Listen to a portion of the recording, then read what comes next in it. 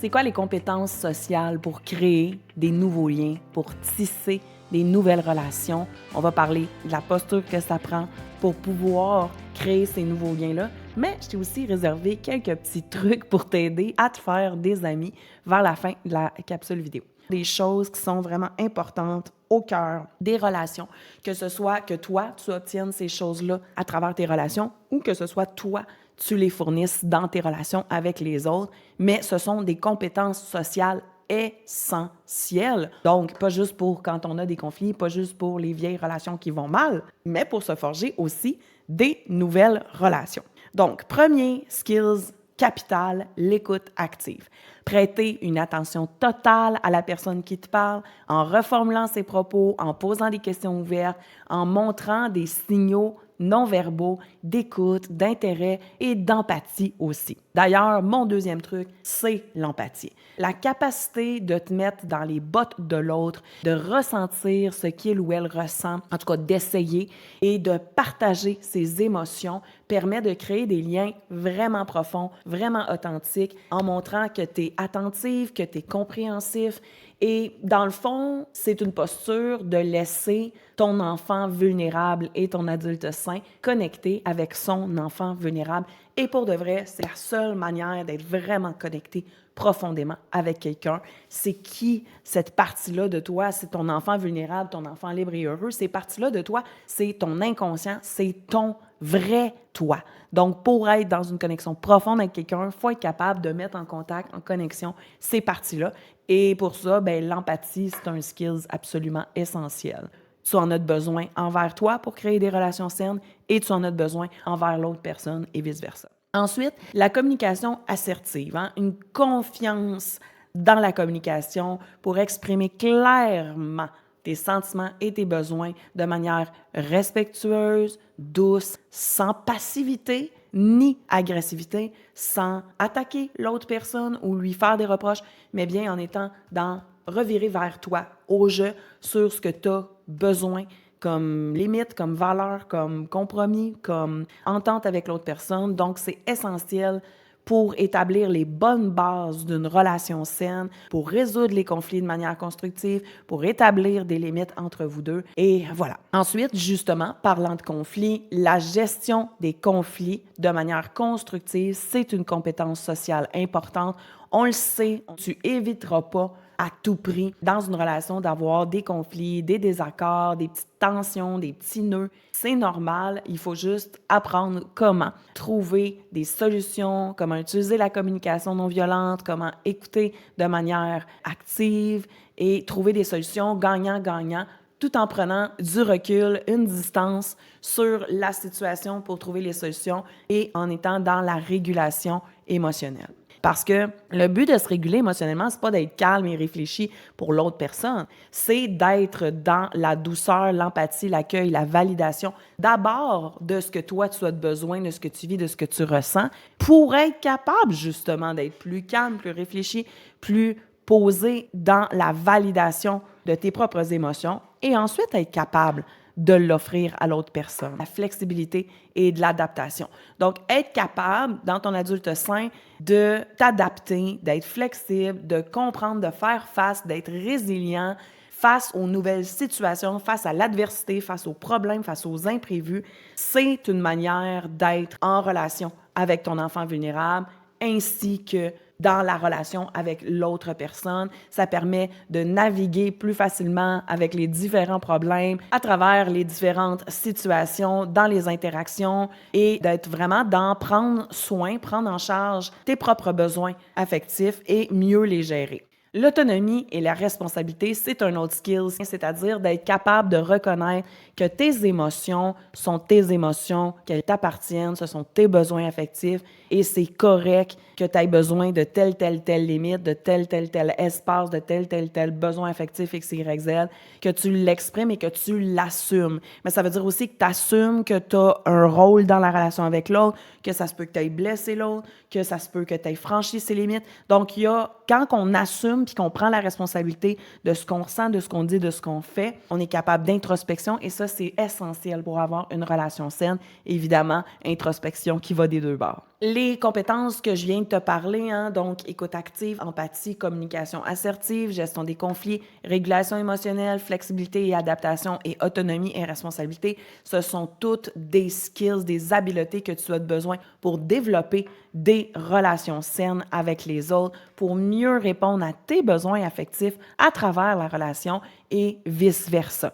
Par contre, c'est bien beau tout ça, puis c'est bien beau que tu les aies, puis que tu les développes, puis que tu les pratiques, ces nouveaux skills-là, dans ta vie puis dans tes relations. Mais comment qu'on fait pour se faire des nouveaux amis? Donc, je me suis intéressée à ce sujet-là et je t'ai sorti environ 7 trucs pratiques pour te faire des amis et d'autres techniques de posture, d'attitude qui facilitent que les gens soient intéressés par toi, que ça soit agréable d'être en ta compagnie, puis qu'on ait envie de répéter l'expérience. Donc, de peut-être devenir en relation avec toi, de se faire ami avec toi. Première affaire, les blagues. L'humour, c'est un super moyen pour briser la glace, pour créer une connexion instantanée, une petite blague légère. Attention au sujet houleux ou lourd, là.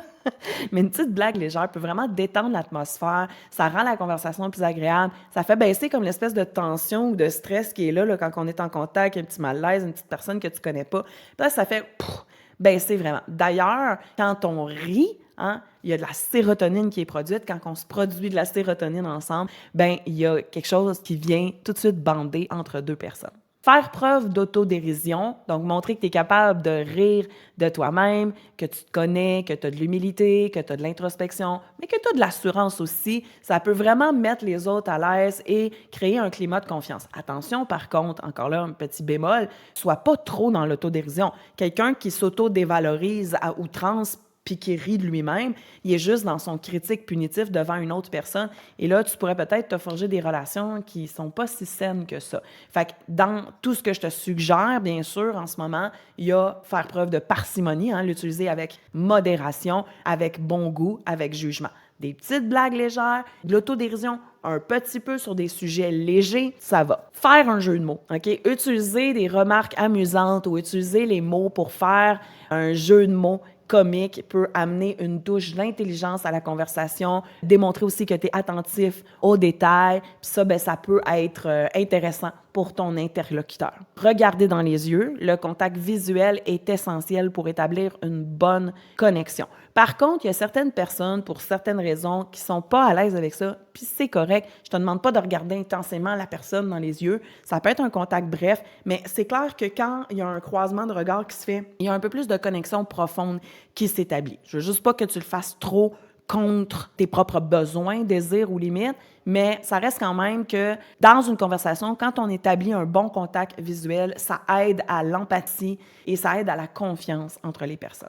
Poser des questions ouvertes, c'est un big winner. Encore là, toujours avec parcimonie. Slack un peu les questions. Si tu en as déjà posé une ou deux, sois pas trop acharné. Il faut aussi que ça vienne de l'autre bord. Il faut qu'il y ait un intérêt. Donc, poser des questions ouvertes, ça veut dire amener l'autre à parler davantage de ses sentiments, de ses pensées, de ses intérêts. Et ça démontre justement que tu es intéressé par elle et pas que tu penses que tu sais X, Y, Z.